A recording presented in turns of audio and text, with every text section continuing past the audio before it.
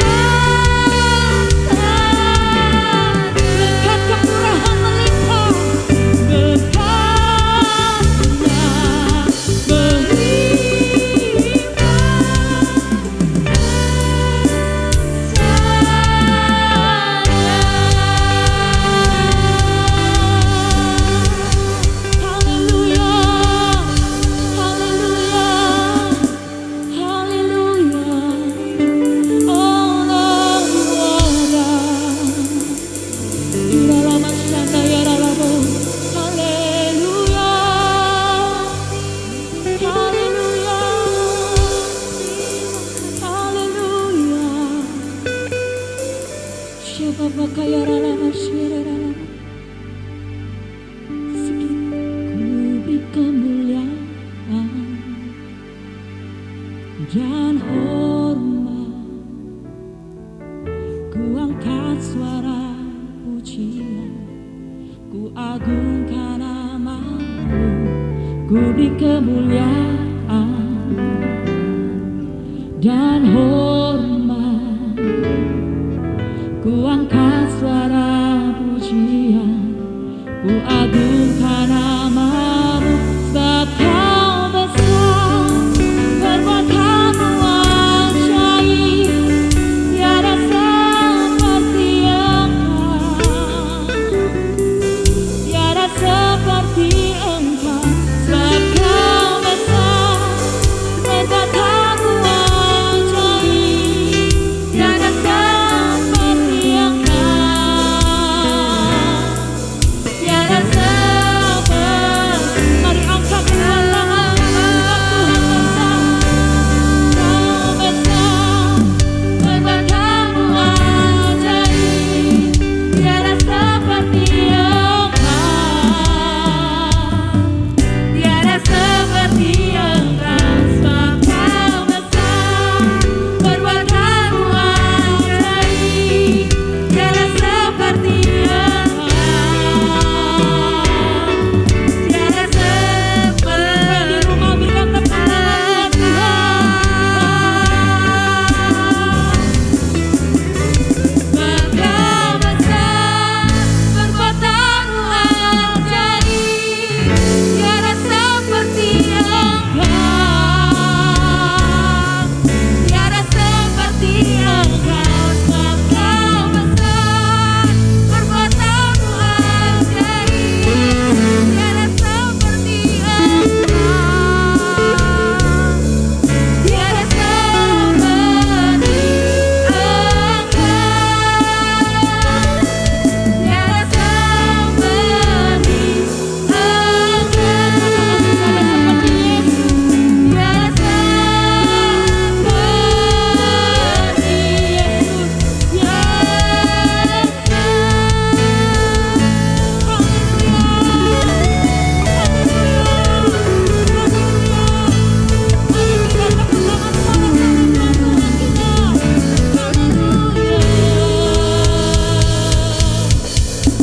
Haleluya.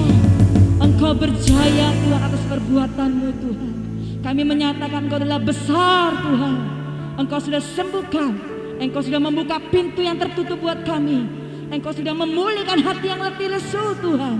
Di dalam nama Yesus kami sudah menikmati hadirat penyembahan kami, dan kami mau bersorak-sorai buat Tuhan kita. Yang percaya dan sudah disembuhkan dan dipulihkan, katakan bersama dengan saya, amin. Lambaikan saudara, lambaikan haleluya. Kita adalah orang-orang yang diberkati, dan saya percaya orang yang hidupnya berjalan bersama Tuhan, hari demi hari dia akan mengalami segala kebaikan Tuhan. Katakan yes, katakan amin, amin. Sebab Tuhan adalah Allah yang baik, Allah yang perkasa, Allah yang dapat melakukan jauh lebih besar dari apa yang pernah kita pikirkan. Haleluya. Tak berkesudahan kasih setia Tuhan. Haleluya. Semua di rumah berikan tepuk tangan buat Tuhan. Dari hari ke hari tak pernah terbatas, berkat-Mu turun atas hidupku. Dari hari ke hari tiada pernah tertunda, kesetiaan-Mu kau limpahkan.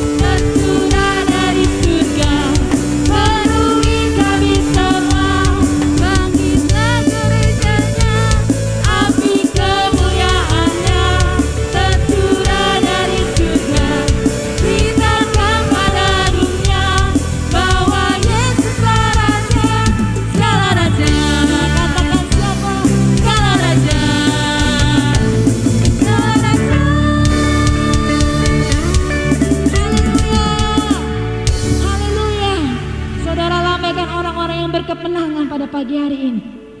Haleluya. Tuhan baik, amin. Tuhan menyatakan anggur yang baru bagimu dan bagi saya, amin. Engkau yang di rumah-rumah, engkau akan merasakan bahwa gerakan Tuhan terjadi di dalam setiap rumah tangga dan keluargamu. Haleluya.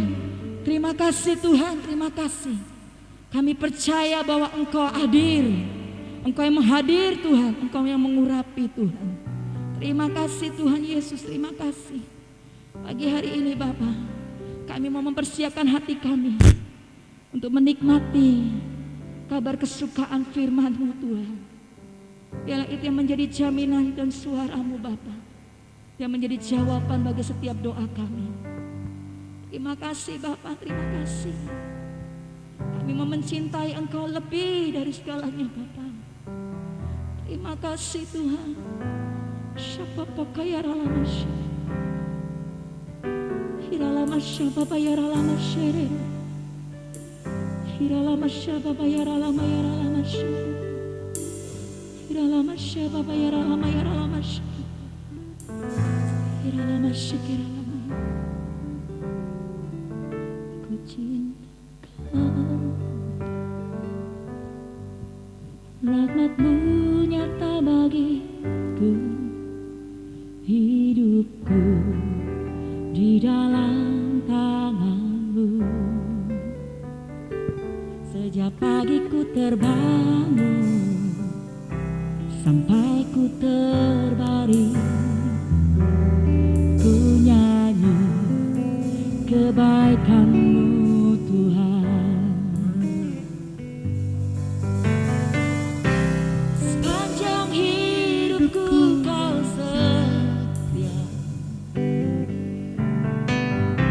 sepanjang hidupku Kau sangat baik.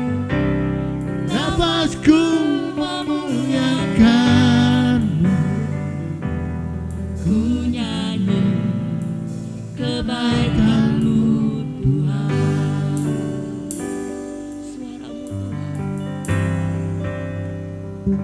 Suara-Mu tuntunku lewati api, dalam gelap Kau ada bagiku.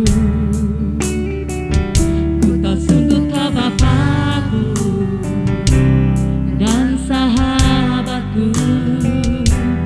Ku saksikan kebaikan-Mu. Mari Engkau yang mengasihi Tuhan sepanjang hidup kami Tuhan. Sepanjang hidup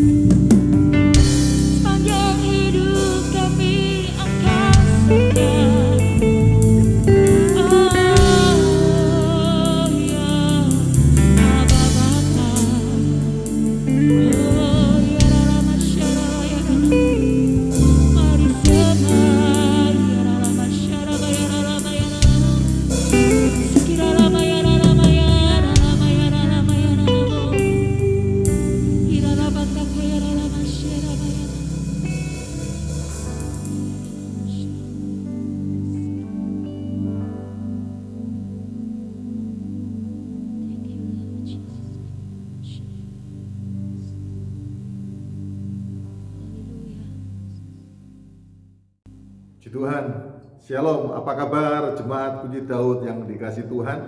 Puji Tuhan, senang sekali hari ini kita bisa bertemu kembali walaupun ibadah kita melalui online di tempat saya di GPI Turen.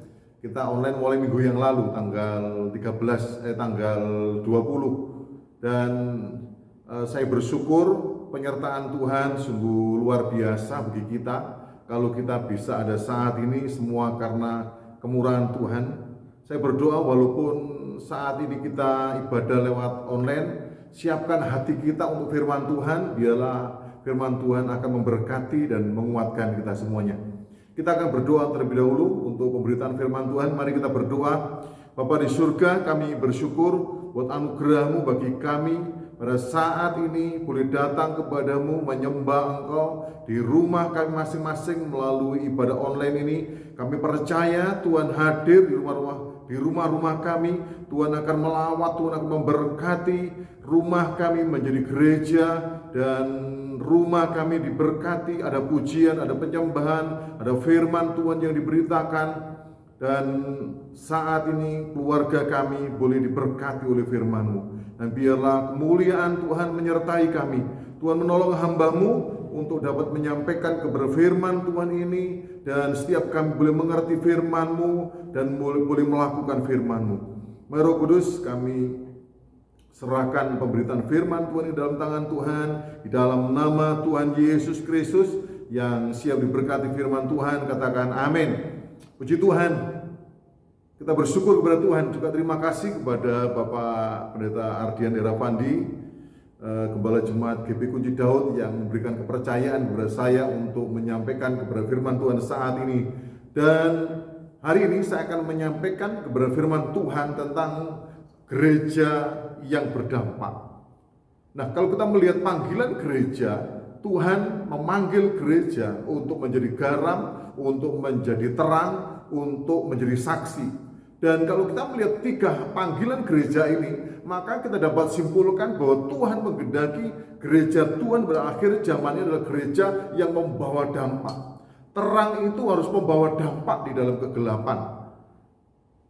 Dan juga garam itu membawa dampak bagi kesehatan kita, bagi makanan, membawa dampak bagi dunia.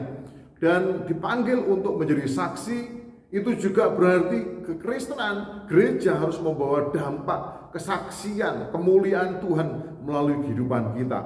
Nah, saat ini kita akan baca bersama dari Markus pasalnya yang kedua.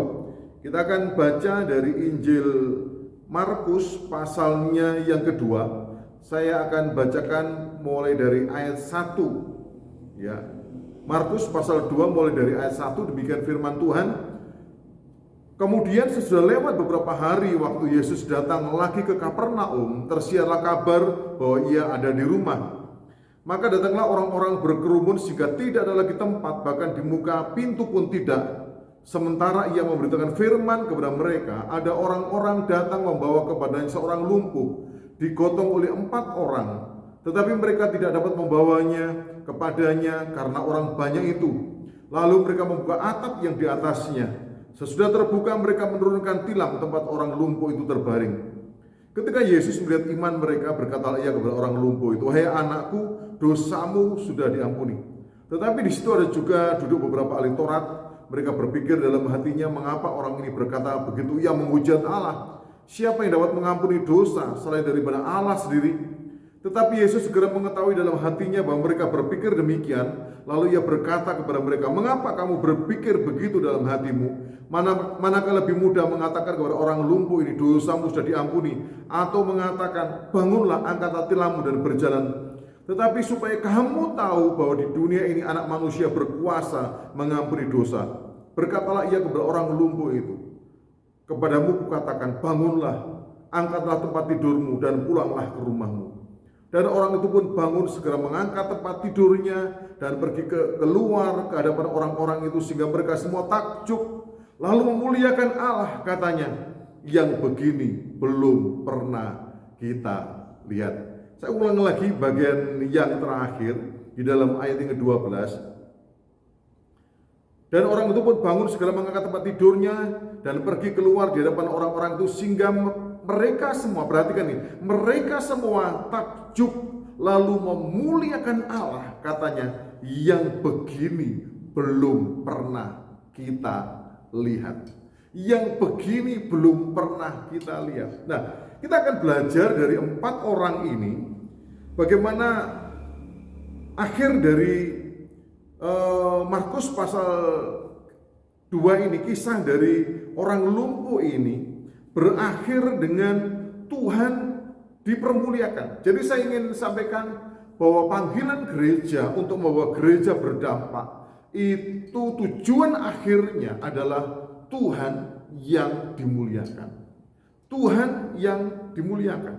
Kita akan belajar bersama dari 4 orang ini bagaimana keempat orang ini, saya anggap 4 orang ini contoh teladan yang dapat menjadi kita pelajari kehidupan 4 orang ini, sehingga melalui apa yang mereka lakukan,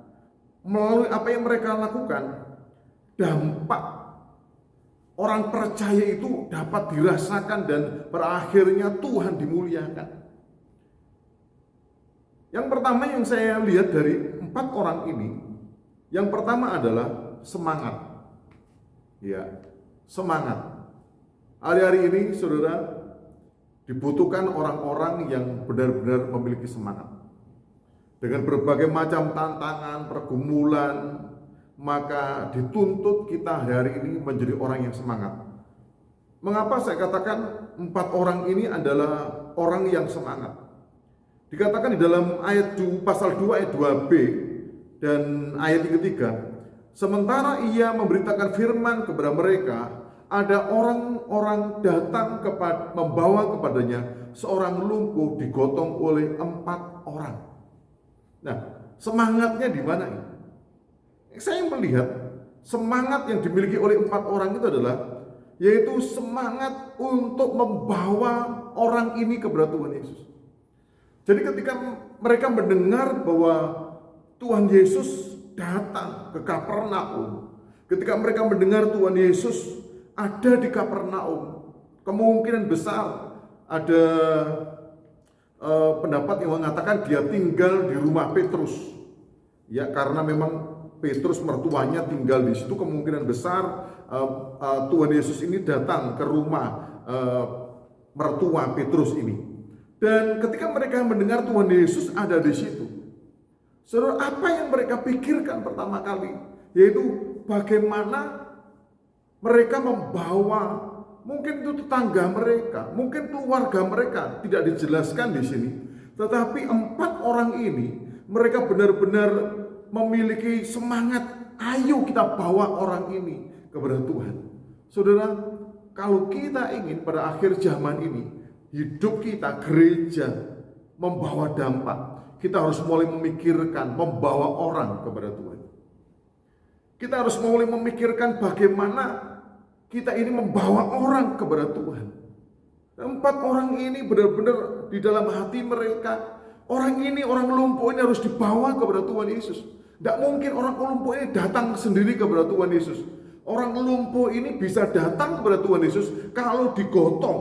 Iya, kalau digotong oleh 4 orang ini. Oleh karena itu, saat itu saya dapat melihat spirit semangat di dalam diri mereka untuk membawa orang ini kepada Tuhan Yesus. Nah, kalau akhir zaman ini kita, gereja Tuhan, kita tidak memiliki semangat untuk membawa jiwa kepada Tuhan Yesus, saya katakan kehidupan kita tidak akan bisa memberikan dampak yang maksimal. Banyak orang yang saat ini dalam kondisi butuh orang lain. Banyak orang hari-hari ini lumpuh. Mungkin ekonomi mereka lumpuh, kesehatan lumpuh. Mungkin mereka mengalami kelumpuhan dalam hal-hal yang lain. Dan orang-orang yang mengalami kelumpuhan, biasanya mereka itu mengalami keputusasaan di dalam diri mereka. Dan mereka sangat membutuhkan orang untuk membawa mereka kepada Tuhan. Nah, semangat ini saudara, yang kita teladani, semangat ini yang harus kita miliki, semangat untuk membawa orang lain, semangat untuk melayani orang lain.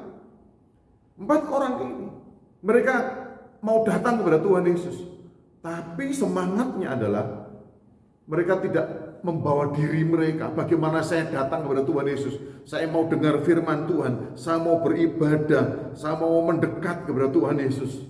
Mereka tidak hanya memiliki semangat untuk datang kepada Tuhan Yesus, tapi bagaimana mereka bisa melayani orang lain supaya orang lain bisa datang kepada Tuhan. Saudara, banyak pelayanan yang bisa kita lakukan di dalam kehidupan kita hari-hari ini. Banyak pelayanan yang bisa kita kerjakan. Tapi semangat untuk membawa jiwa, semangat untuk melayani, semangat untuk memberkati ini yang harus kita miliki di dalam hidup kita. Yang pertama ini semangat, saudara. Sebab tanpa semangat, saya mau katakan, kalau kita ini tidak memiliki semangat, maka kita tidak akan dapat melakukan hal-hal yang baik di dalam hidup kita. Apapun yang kita lakukan, maka yang terpenting adalah kita harus memiliki semangat. Saya ingat beberapa tahun lalu, saya dengan 2 anak saya itu mau camping ke Ranukumbolo. Yaitu dari Ranupani harus berjalan sekitar 6 jam waktu itu. Harus berjalan sekitar 6 jam dan saya harus bawa tenda, bawa makanan dan lain sebagainya. 2 anak saya cewek semua dan kami berjalan dari Ranupani jam 11 siang, baru nyampe di Ranukumbolo itu sekitar jam 6 sore, sekitar 7 jam. Kami normal bisa 5 jam, tapi saya 7 jam. Dan saya ingat waktu itu sepanjang jalan orang mengatakan kepada saya, semangat om, gitu ya. Mereka menyemangati saya karena sudah melihat saya sangat kecapean dan sangat lelah, dan mereka menyangkat semangat om. Dan saya melihat bahwa semangat ini sangat perlu dalam kehidupan kita. Bagi saya semangat itu seperti bagikan lidah-lidah api, nyala api waktu murid-murid berdoa, Roh Kudus turun atas mereka, maka ada lidah-lidah api di atas kepala mereka. Spirit itu, semangat itu saudara, yang harus kita miliki di dalam kehidupan kita. Yang kedua, saudara, bagaimana kita gereja pada akhir zaman ini bisa menjadi gereja yang berdampak. Itu adalah kesehatian. Yang pertama tadi, gereja harus memiliki semangat. Yang kedua, gereja harus memiliki kesehatian. Penting untuk kita memiliki kesehatian. Jadi 4 orang yang menggotong orang lumpuh tadi, itu sangat diperlukan kesehatian. Artinya orang yang sehati itu memiliki tujuan yang sama. Mereka memiliki motivasi yang sama. Mereka mengerjakan hal sama-sama dengan kesehatian. Dan 4 orang ini saya melihat mereka benar-benar mengerjakan kesehatian itu di dalam menggotong 4 orang ini. Bayangkan kalau yang 2 berjalan maju, yang 2 lagi berjalan mundur, tidak akan pernah sampai. Atau yang sebelah kiri belok kanan, yang sebelah kanan belok kanan, sebelah kiri belok kiri, tidak akan pernah sampai. Dibutuhkan kesehatian. Dan berakhir zaman ini, saudara, saya melihat begitu kuat yang namanya roh perpecahan ini. Dan gereja harus memiliki roh kesehatian. Saya baca lagi dalam Markus pasal 2 ayat 3. Ada orang-orang datang membawa kepadanya seorang lumpuh digotong oleh 4 orang. 1 orang lumpuh digotong oleh 4 orang. Mereka memiliki semangat kesehatian. Kesehatian ini memiliki kuasa yang luar biasa. Orang yang bersehati, di situ ada kekuatan. Ada kekuatan. Kita mengenal filosofi di dalam kehidupan bermasyarakat kita bahwa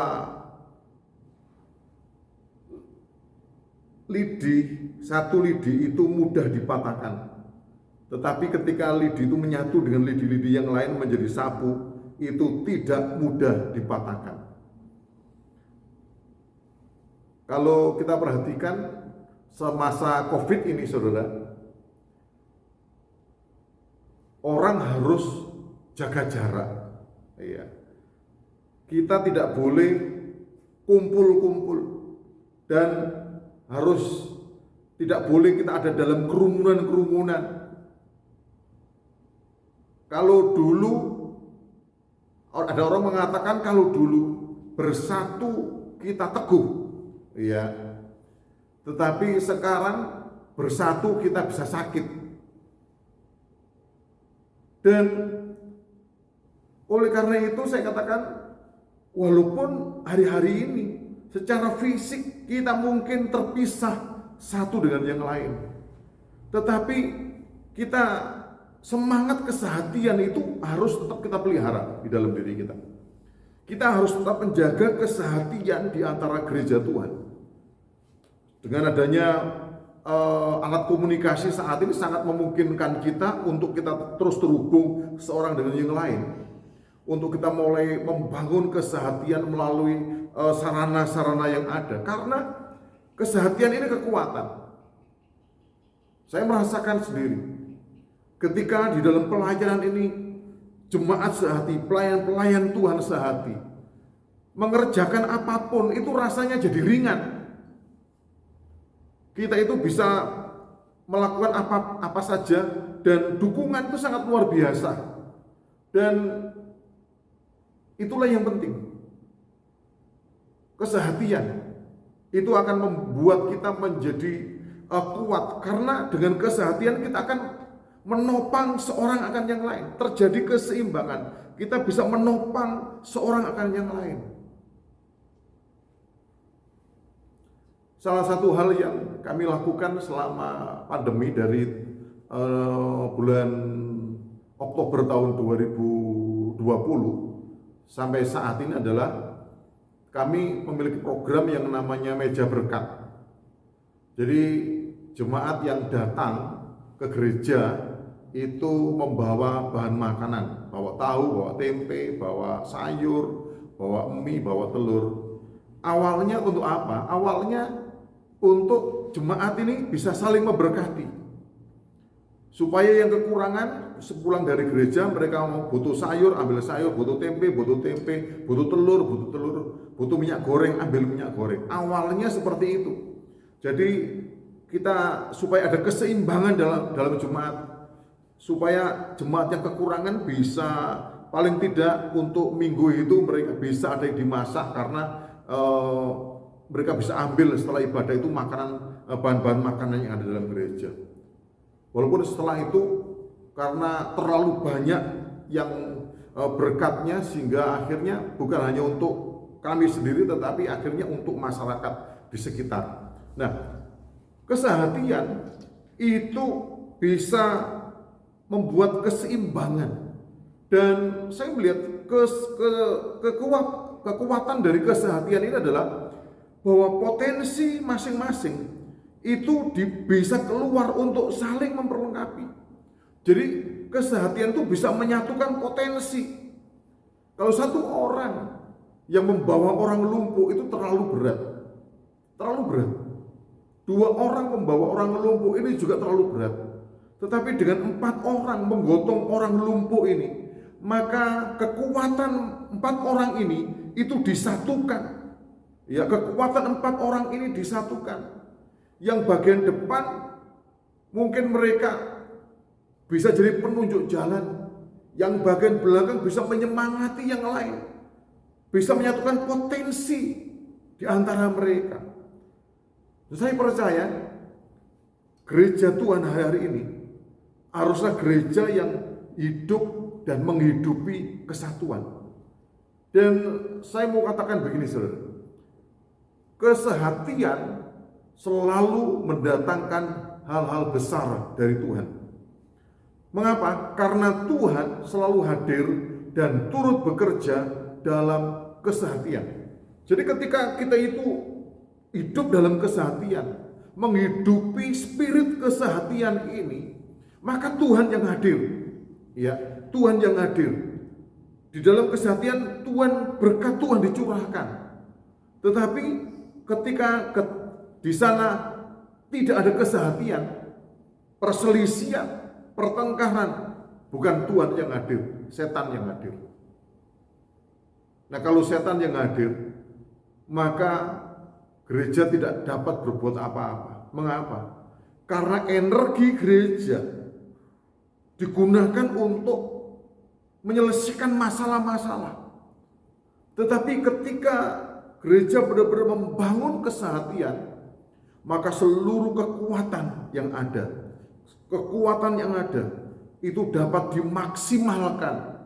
Disitulah saya melihat bahwa ketika Tuhan hadir, maka Tuhan akan menyatakan kemuliaannya di tengah-tengah kita. Jadi yang kedua yang saya perhatikan dari empat orang ini, bagaimana kita bisa memberi dampak adalah kesehatian. Yang kedua itu adalah keberanian. Keberanian. Di dalam ayat yang keempat, tetapi mereka tidak dapat membawanya kepadanya karena orang banyak itu. Lalu mereka membuka atap yang di atasnya. Sesudah terbuka, mereka menurunkan tilam tempat orang lumpuh itu terbaring. Saudara, rumah pada masa itu bentuknya adalah persegi, ya. Dan di samping rumah itu biasanya ada tangga. Dan di atas rumah biasanya untuk menjemur jerami atau menjemur kayu, menjemur hasil panen dan sebagainya itu di atap rumah. Dan karena bentuknya itu persegi, kotak begitu, maka rumah yang ada itu tidak ada genteng di atasnya, itu langsung di atasnya itu ada atap yang ditutup begitu saja. Nah, dan ketika empat orang ini mau datang kepada Tuhan Yesus, kita melihat semangat sudah, sehati sudah, tapi seringkali saudara, bukan berarti sudah semangat, sudah sehati, tidak ada masalah. Kadang di antara kita selalu ada orang-orang yang bermasalah. Di dalam Markus 2 ayat 4 itu katakan, mereka tidak dapat membawanya kepadanya karena apa? Orang banyak itu. Orang banyak itu jadi masalah. Menghalangi mereka untuk bergerak maju. Menghalangi mereka untuk datang kepada Tuhan Yesus. Nah, hari-hari ini mungkin kita sudah semangat menggebu-gebu untuk cari Tuhan. Semangat menggebu-gebu untuk beribadah. Ibadah online lagi. Nah, rasanya ini menjadi masalah. Kita tidak bisa kumpul lagi. Tetapi saya katakan yang ketiga ini perlu, yaitu keberanian. Mengapa? Keberanian ini perlu. Saudara, keberanian itu membuat seseorang itu terus bergerak maju, bukan mundur. Orang yang memiliki keberanian, empat orang ini, mereka itu benar-benar kreatif dan inovatif, sehingga mereka naik dan membongkar atap, dan itu benar-benar dibutuhkan keberanian, tidak main-main itu. Mereka mungkin mengatakan, siapa nanti yang bertanggung jawab? Siapa nanti yang bertanggung jawab? Yang lain mengatakan, aku yang bertanggung jawab, aku saja yang bicara nanti dengan pemilik rumah. Kita tanggung bersama-sama nanti resikonya. Jadi mereka benar-benar menghadapi masalah itu bersama-sama. Orang yang sehati bisa menghadapi masalah bersama-sama, dan kesehatian itu menimbulkan keberanian. Iya, menimbulkan keberanian. Dan orang yang berani itu biasanya menjadi orang-orang yang kreatif.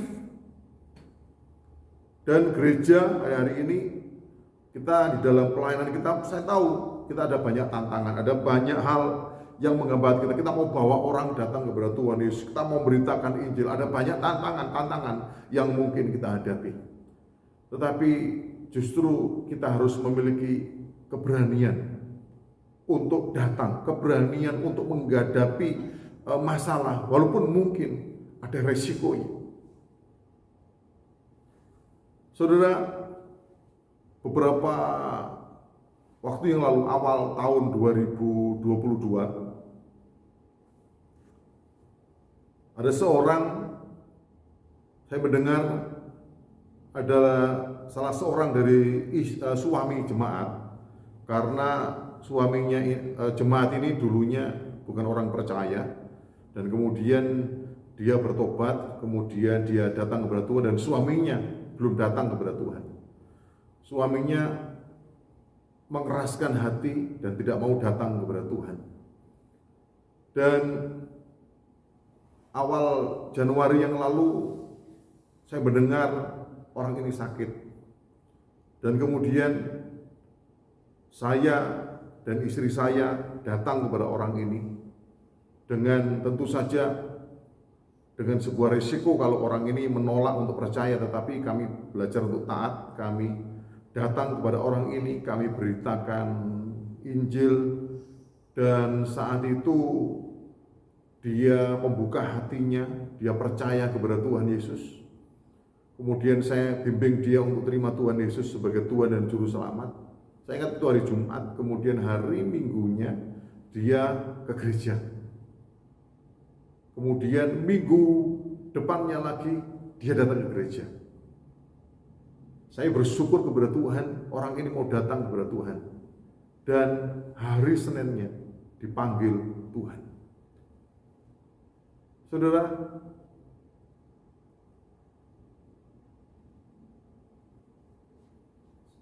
waktu saya mendengar orang ini dipanggil oleh Tuhan, saya bersyukur apa, saudara? Saya saat itu memberanikan diri untuk memberitakan Injil kepada orang. Saya tidak terlambat, saya masih sempat memberitakan Injil kepada dia. Saya masih sempat menyampaikan firman Tuhan kepada orang ini, dan akhirnya orang ini mau terima Tuhan Yesus ke gereja. Walaupun pada akhirnya dipanggil Tuhan, tetapi bagi saya bersyukur dia sudah terima Tuhan Yesus. Saudara, hari-hari ini kalau kita mau hidup kita berdampak, saudara, kita harus berani, memiliki keberanian dan berani bayar harga.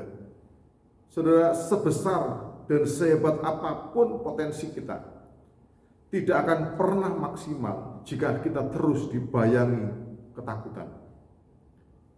Gereja adalah gereja yang memiliki potensi ilahi. Kita adalah orang-orang yang diperlengkapi oleh Tuhan dengan potensi ilahi. Oleh karena itu, potensi kita tidak akan menjadi maksimal kalau kita tidak dibayangi terus-menerus dengan ketakutan. Saudara, saya percaya keberanian akan menyingkirkan segala bentuk intimidasi ketakutan. Akhir zaman, gereja harus menjadi gereja yang berani. Dan yang keempat, bagaimana gereja bisa berdampak, yaitu iman. Mengapa saya katakan iman? Di dalam ayat yang kelima, ketika Yesus melihat iman mereka, Tuhan Yesus tidak melihat iman orang lumpuh ini, tetapi Tuhan Yesus melihat iman mereka, iman 4 orang ini. Dan oleh karena Tuhan Yesus melihat iman 4 orang ini, berkatalah Yesus kepada orang lumpuh itu, "Hei anakku, dosamu sudah diampuni." Saudara, iman itu, iman seseorang itu tidak bisa dilihat. Iman hanya dapat dilihat melalui perbuatan. Jadi ketika Tuhan Yesus melihat iman 4 orang ini, yang Tuhan Yesus lihat apa? Perbuatan orang inilah yang membawa orang lumpuh ini datang kepada Tuhan Yesus. Gereja harus bergerak dalam iman yang aktif, saudara. Mengapa saya sebutkan iman yang aktif, bukan iman yang pasif? Iman yang pasif itu menunggu. Waktunya gereja sekarang itu bergerak. Waktunya gereja itu untuk bekerja saat ini. Iman yang aktif, iman yang hidup, iman yang peduli, iman yang dinyatakan di dalam perbuatan. Iman inilah, saudara, yang membawa dampak. Saudara, 4 orang ini mungkin iman mereka tidak sebesar biji sawi yang dapat memindahkan gunung. Tetapi iman 4 orang ini sanggup memindahkan orang lumpuh dari ketiadaan harapan kepada Tuhan Yesus sebagai sumber pengharapan. Iman kita hari-hari ini mungkin bukan iman yang hebat, iman yang dapat memindahkan gunung, tetapi iman yang dapat memindahkan berkat yang kita miliki dan kita pindahkan kepada orang lain. Artinya bagaimana iman itu kita nyatakan dengan perbuatan. Kalau kita percaya, punya iman bahwa Tuhan memberkati kita, maka hidup kita juga harus menjadi berkat. Kalau iman kita mengatakan bahwa Tuhan Yesus itu baik, maka gereja Tuhan harus menyatakan kebaikannya. Itu iman yang hidup. Iman yang dinyatakan di dalam perbuatan. Jadi intinya begini, saudara. Kalau kita ingin menjadi pribadi yang berdampak, gereja yang berdampak, maka kita harus memiliki semangat. Apapun keadaan kita, mari kita memiliki semangat. Semangat ini sangat penting. Untuk bisa mengerjakan hal terbaik, kita harus memiliki semangat. Dan kita juga harus memiliki kesehatian seorang akan yang lain.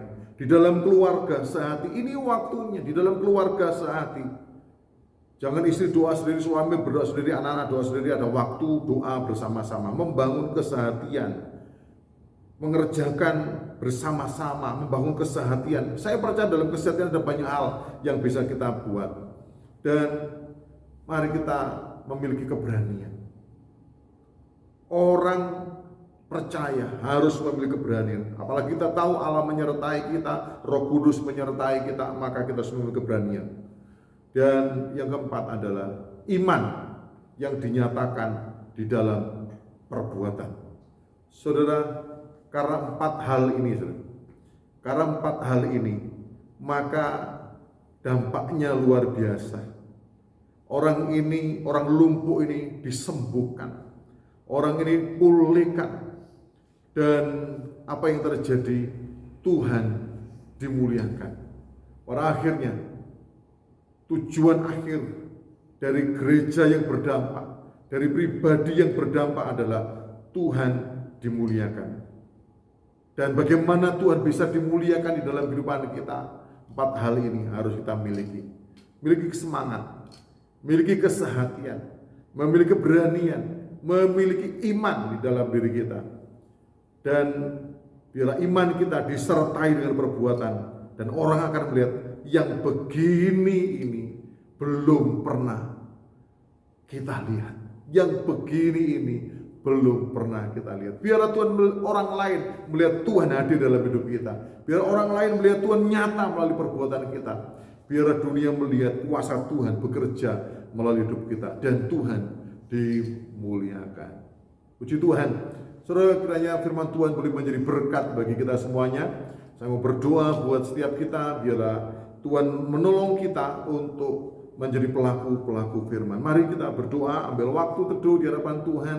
Mari kita bersama-sama berdoa. Bapa di surga, kami mengucap syukur buat kebenaran firman Tuhan yang Kau nyatakan bagi kami saat ini. Kami percaya Tuhan bahwa gereja-Mu berakhir zaman ini adalah gereja yang menyatakan kemuliaan. Kami berdoa buat jemaat GPI Kunci Daud, Tuhan pakai mereka.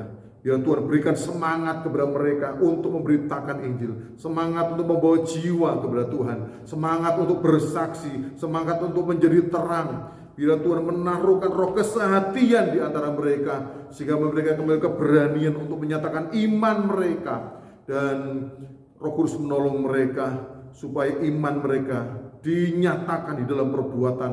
Melalui kehidupan mereka, melalui tindakan mereka. Kebaikan, kemurahan.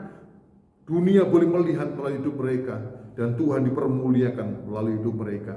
Tuhan memberkati setiap kami yang mendengarkan firman-Mu, dan Roh Kudus berikan kemampuan, kekuatan untuk melakukan firman. Berkati hamba-Mu Bapak Pendeta Ardian Herawandi yang Tuhan percayakan mengembalakan jemaat Puji Daud. Pengurapan-Mu, kasih karunia-Mu bertambah-tambah atas hamba-Mu dan keluarga, dan seluruh hamba Tuhan yang melayani di GBI Puji Daud. Tuhan pakai mereka lebih lagi untuk kemuliaan nama Tuhan.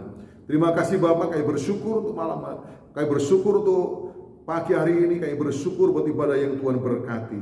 Terima kasih kemurahan Tuhan tercurah atas kami. Di dalam nama Tuhan Yesus Kristus yang diberkati Tuhan, katakan haleluya, amin.